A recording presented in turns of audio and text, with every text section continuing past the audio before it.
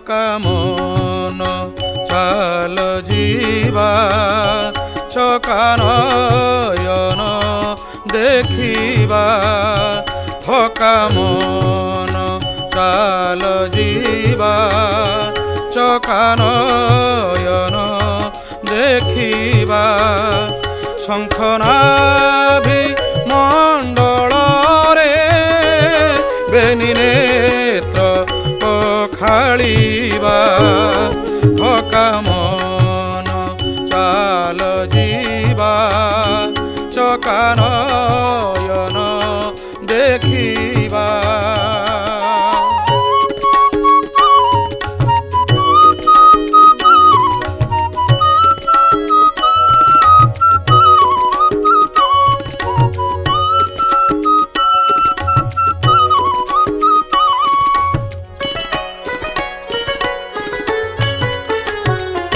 बाटरे बाट मंगला देखिबा 18 नला बाटरे बाट मंगला देखिबा 18 नला पांच मन एक मेला नरेंद्रे स्नान करिबा थका मन चाल जीवा चका नयन देखिबा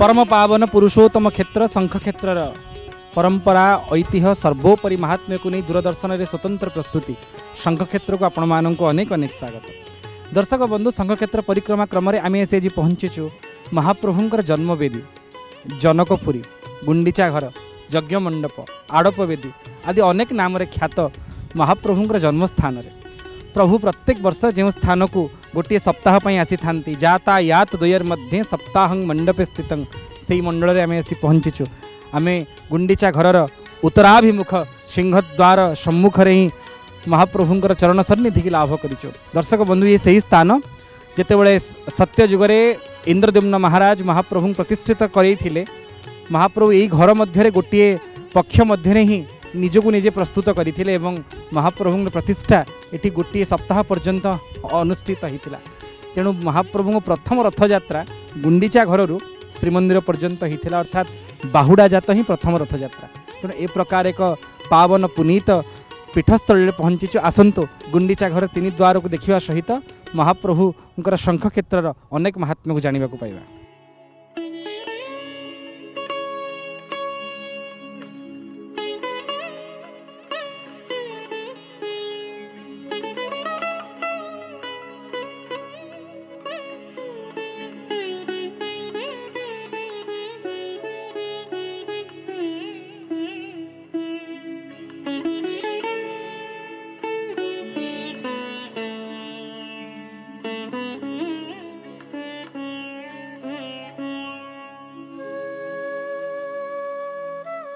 महाप्रभु श्रीमंदिर सिंहद्वार दे बाहरी था श्रीगुंडीचा दिन और नीलाद्रि विजय दिन महाप्रभु सिंहद्वार दे ही प्रत्यावर्तन करती किंतु गुंडीचा घर एक स्वतंत्रता रही जितेबाला प्रभु आड़प विजय करने निमंते गुंडीचा घर को प्रवेश करती सिंहद्वार दे यात्रा करती जितेबाला प्रभु बाहुड़ा दिन प्रत्यावर्तन करती गुंडीचा घर को छाड़ी आसती यही नाकचणा द्वार दे बाहरी था समान क्रम जितेबाला महालक्ष्मी महाप्रभु उपर मान जर्जरिता होई हेरा पंचमी दिन प्रभु दर्शन निमंते आड़प मंडप को आसती से सिंहद्वार दे आसी थांती और फेरिला बेलू नाकचणा द्वार दे प्रत्यावर्तन करी थांती आमे देखुचे आमर पश्चात भाग में गुंडीचा घर विस्तीर्ण नाकचणा द्वार या नाकचणा द्वार कहवा पछरे अनेक शास्त्रीय और लौकिक कारण शुणा मिलता है। प्रथम कारण हूँ नाकस्तु स्वर्ग नाक कहले स्वर्ग को बुझा जाए चण माने तार जे रजा नाकर जी चण माने स्वर्गर जे रजा इंद्र यही द्वार दे जितेबाला महाप्रभु गुंडीचा घरे अवस्थान करती प्रभुंक दर्शन निमंते जाती तेणु नाक चण यपटे जाती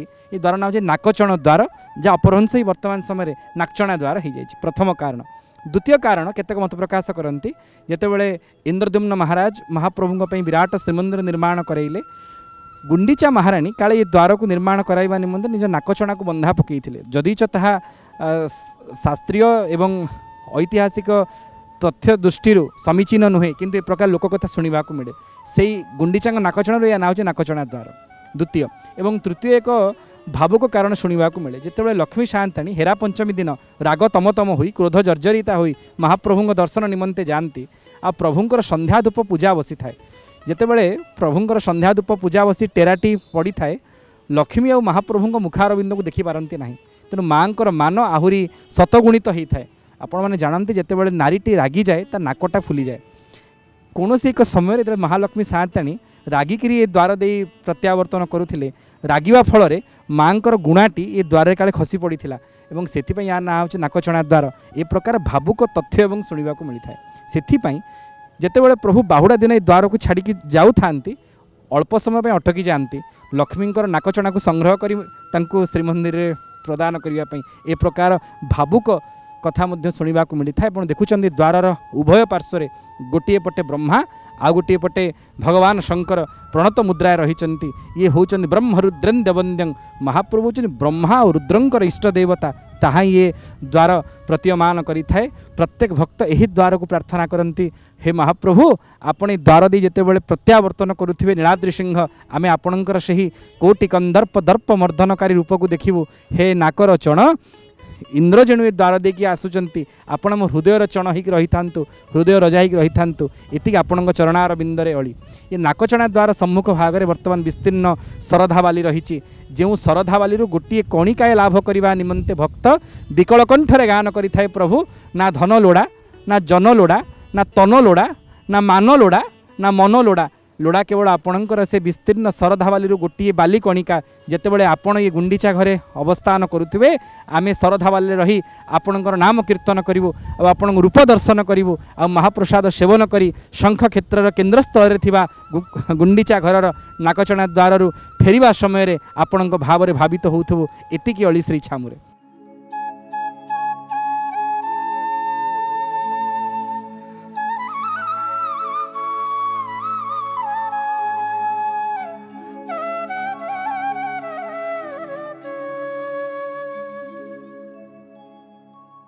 दर्शक बंधु गुंडीचा घरे प्रमुखतः तीन गोटी द्वार दृष्टिगोचर होता गोटे सिंहद्वार गोटे नाकचणा द्वार दुईटी द्वार दक्षिणाभिमुख और आउ गोटे द्वार छोटिया द्वार जहाँ देउलवास धोकोड़ी द्वार बोली कहती जहाँ पश्चिम को मुह कर रही प्रमुख द्वार हूँ सिंहद्वार महाप्रभु जितेबाला आड़प विजय करती गुंडीचा घर को प्रथम थर पर गमन करती रथयात्रा आसवा फल यही द्वार दे यात्रा करें आम देखुचे दुईटी सिंह दंडायमान अच्छा से माने महाप्रभुंकर आगमन को नीलाद्रि सिंहंकर आगमन को सब अपेक्षा करी अछंती द्वारर ऊर्ध्व देश रे नवग्रह विराजमान करिसंती प्रथमे दक्षिण उत्तर क्रम भगवान सूर्य नारायण आरंभ करी रवि महाग्रह सोम मंगल बुध बृहस्पति शुक्र सौरी अर्थात शनि राहु एवं केतु एक क्रम 9 गोटी ग्रह मध्य विद्यमान रही जितेबाला महाप्रभु यही द्वार दे यात्रा करिथांती घोषरा पावच्छ श्रेणी दे गुंडीचा घरर कूर्म बेढ़ा को अतिक्रम करी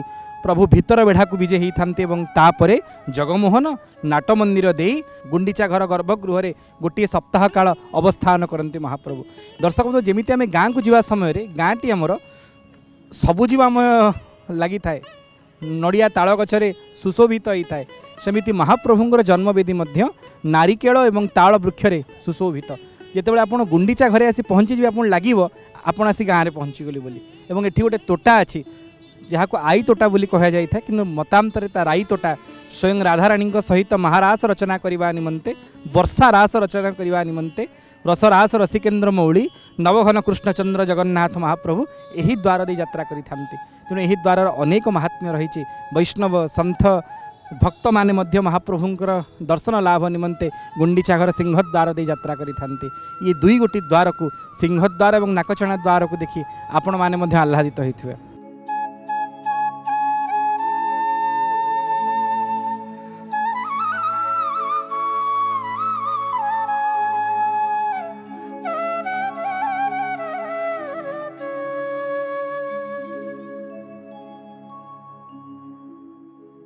सड़ख सुंदर बड़ दाण्ड शोभा मर्त्य मंडल रे कहीं अच्छी ना 14 ब्रह्मांड कर तांक लीला शंख नाभि क्षेत्रे विचित्र सीना नीलचक्रे हे देख उड़ुची बाना पतित पावन नामेटी जारना।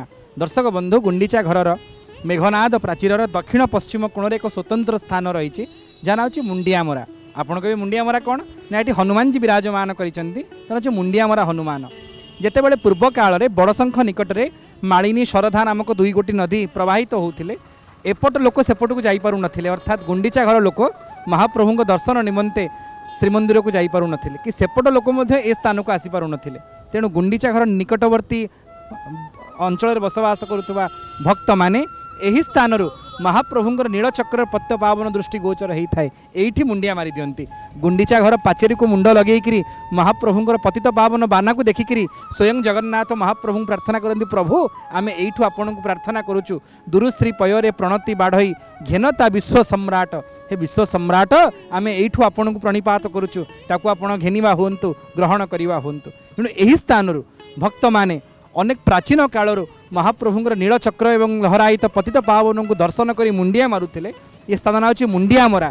आज भी एठी मुंडियामरा महादेव अछंती मुंडियामरा महावीर अछंती एवं सर्वोपरि वृंदावती निवास करुचंती। दर्शक बंधु विश्वास रही जेतेबेले महाप्रभु गुंडीचा घरे अवस्थान करिथांती एही स्थान नीलचक्र को दर्शन करी महाप्रभु को मुंडिया मारिदेले महाप्रभु से भक्त को अचला भक्ति दान करती। यह निसंदेह केतेबेले श्रीक्षेत्र को आसिले शंख क्षेत्र को आसिले आपण गुंडीचा घर को निश्चित भाव में दर्शन करेंगे और तत्सहित मुंडियामरा महावीर को देखि आनंद लाभ करेंगे।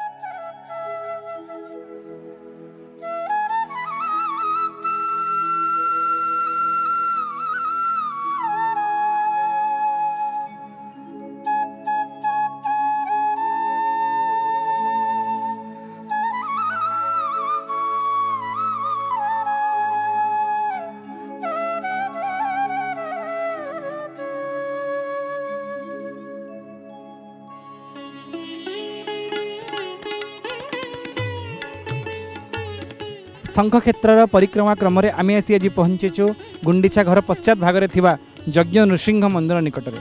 पश्चात भागरे स्वयं भगवान नृसिंहंकर मंदिर विद्यमान। दर्शक बंधु केतक यहाँ आदि नृसिंह बोली मध्य वर्णना करिथांती। जेतेबेले इंद्रद्युम्न महाराज अश्वमेध यज्ञर व्यवस्था करैथिले महाप्रभुंकर चतुर्धादि मूर्तिंकर प्रतिष्ठा निमंते प्रथम थर पई ए नृसिंह आविर्भूत होते जेणु यज्ञ आविर्भूत होते यहाँ यज्ञ नृसिंह। ये हूँ शंख क्षेत्र प्रथम स्वरूप बोली शास्त्रकार मत प्रकाश करती। आस्ते दुर्जत्र बसती कृष्णा गुरुतरोरध कृष्ण अगुरु वृक्ष मूल स्वयं नृसिंहंकर क्षेत्र में ये यज्ञ नृसिंह विराजमान करिसंती बोली शास्त्रकार माने मत प्रकाश करिसंती।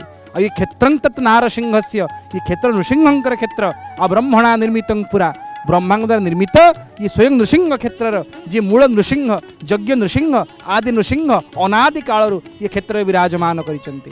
दर्शक बंधु नृसिंह मंदिर को प्रवेश करने मात्र के स्वयं महाप्रभुंर जे पक्षीराज जे वाहन गरुड़ विद्यमान रही प्रणत मुद्रार एवं सिंहासन उपर स्वयं लक्ष्मी नृसिंहंकर शंख चक्र बराभय शोभित अभूतपूर्व अदृष्टपूर्व अश्रुतपूर्व स्वरूप दृष्टिगोचर होता है। यज्ञ नृसिंहंकर शरणागत हेबा मात्र के जीवर कौन क्लेश रहे ना जीवर समस्त भय को दूरीभूत करती भगवान नृसिंह जेमिति प्रहल्लादर भय को भगवान नृसिंह दूरीभूत करथिले थरुटिए प्रहल्लाद शरणागत हो गले जे स्वयं प्रभु निजे स्तंभ मध्य बाहरी थिले एवं भक्त को रक्षा करथिले हिरण्यकश्यपुर वक्ष को विदारण करथिले कहा जाई थाए काले पुरा काल रे ये विदारण नृसिंह थिले से पर भक्त मानकर सौलभ्य निमंते मनोरम मनोमय यज्ञ नृसिंह लक्ष्मी नृसिंह स्वरूप रे उद्भासित होचंती आ प्रभुंकर से स्वरूप को देखी भक्त समस्त दुख भूली जाई थाए आ नृसिंह चरणार बिंदरे निजको समर्पित करि थाए।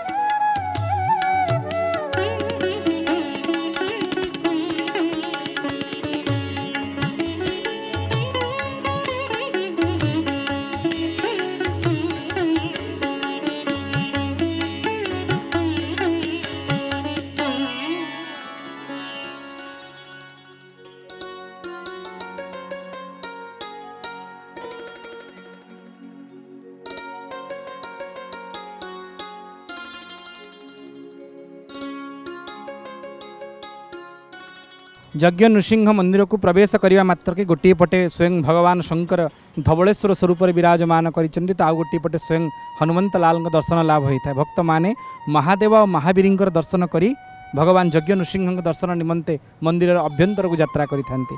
स्वयं लक्ष्मी नृसिंह से जुगल तन को दर्शन करी भक्त मनर समस्त भीति दूरीभूत होता है। लक्ष्मी नृसिंह मम देहि करावलंबम से प्रार्थना करि थाए। बैशाख मास शुक्ल पक्ष चतुर्दशी नृसिंह चतुर्दशी दिन इस स्थान में विराट यज्ञ आयोजन करा सहित भक्त मानकर विशेष समागम देखा मिलता है। नृसिंह जन्म विधान यह स्थान में अनुष्ठित होता है।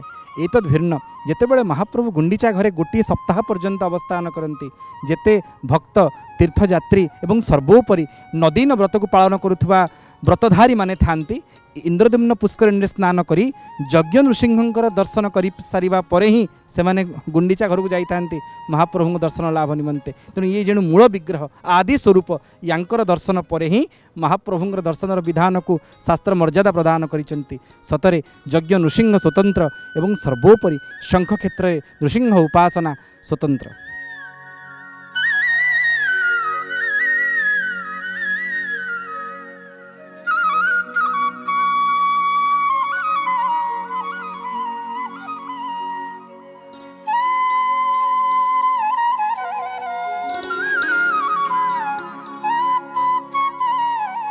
प्रभु एठिकी आसती जिते प्रभुंर रथ नागे तीन मूर्ति ये गाधाती स्नान करती स्नान कर सारापर भितर को जाती प्रभुंर एतिकी सेवा अच्छी। आ द्वितीय आंकर जो शाखा ए बड़छता मठ तांकर भी सेवा अच्छी जे कि पहड़ पकेबे पहड़ फिटेबे नाम कीर्तन संकीर्तन करी शोईदेवे आ उठेदेवे तांकर एतिकी प्रभुंर सेवा अच्छी। 9 दिन साधु सन्थ टी आसती परिक्रमा प्रभु पाखे करती तापर प्रसाद पाई जाती जे कि समस्ते जानापी किए जापारी एति मुझेदेली। दूरदर्शन टीवी की अशेष अशेष प्रकार धन्यवाद मुझे दूँ। जय जगन्नाथ।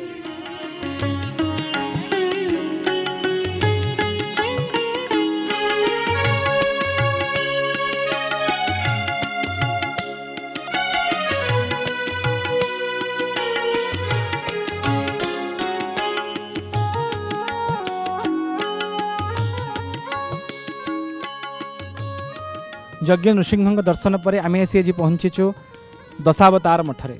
गुंडीचा घरर सिंहद्वार और नाकचणा द्वार मध्यवर्ती मठ हूँ दशावतार मठ। पुराण वर्णित जयदेव कृत गीत गोविंदर जो दशावतार वर्णना रही ये मठ जयदेव गोस्वामी मठ बोली वर्णना देखा मिलता। जदिच यह बड़छता मठर एक शाखा भाव में श्री रामानंदी संप्रदायर अधीन वर्तमान सेवा ग्रहण करुँच संपादित होती किंतु यह जयदेवंकर मठ भाव यार स्वकीयता रही। ये मठर जो महंत तांको महाप्रभुंकर वैष्णवाग्नि पाइबार व्यवस्था अंतिम संस्कार समय जमीती श्रीमंदिर सेवक मानक रोषाग्नि मिलता है वैष्णवाग्नि मिलता है चंपा लाभ करते शेष समय सेहीपरि भाव में दशावतार मठर महंत को महाप्रभु रोषर अग्नि प्राप्त होवार विशेष व्यवस्था रही। आपण ये मठ मध्य को प्रवेश करने मात्र के पर्यायक्रमे महाप्रभुंर जो 10 गोटी अवतार रही मत्स्य कच्छप बराह नृसिंह वामन परशुराम राम बलराम बुद्ध एवं कल्कि समस्त दर्शन लाभ होता है। सर्वोपरि महाप्रभु जगतर नाथ जगन्नाथ एवं कृष्णंकर राधाराणी सहित दर्शन होता है। म्लेच्छान मृच्छयते दशाकृति कृते कृष्णाय तुभ्यं नमः। महाप्रभु जन समस्त अवतार मूल उच्च ताही प्रकटित होती दशावतार मठरे। जयदेव यही स्थान रही महाप्रभुंकर दर्शन करने सहित काले गीत गोविंद लिखिथिले बोली ए प्रकार कथा मध्य शुणा मिलता है। सतरे ये गुंडीचा घरर शरधा बाली जो दशावतार मठ रही जितेबाला महाप्रभु गुंडीचा घरे अवस्थान करती जिते भक्त माने महाप्रभु को दर्शन करने को जाती समस्ते थरुटी निश्चित भाव में दशावतार मठ को आसती एवं प्रत्येक मठरे ठाकुर मान दर्शन करी प्रत्येक अवतारों को दर्शन करी आह्लादित होती। जेणु रामानंदी संप्रदायर मठ ये स्वयं रघुनाथ माँ जानकी एवं लक्ष्मण सहित हनुमंत लाल सम्मुखर विराजमान करिसंती से प्रकार स्वरूप शोभावंत होती। आ थरुटी ये दशावतारों को दर्शन करने पर केशव धृत दशविध रूप जय जगदीश हरे। गोटे पटे भगवान कृष्ण दशावतार धारण करिसंती किंतु जयदेव गोस्वामी जगन्नाथ महाप्रभु जयगान करुचंती जय जगदीश हरे। निश्चित भाव में ये मठर स्वातंत्र रही। आपण माने जेतेबेले श्रीक्षेत्र को आसिबे शंख क्षेत्र को आसिबे गुंडीचा घर दर्शन समय रे निश्चित भाव में दशावतार मठ को आसंतु एवं महाप्रभुंकर दशावतार गोटे स्थान रे देखि आनंद अनुभव करंतु।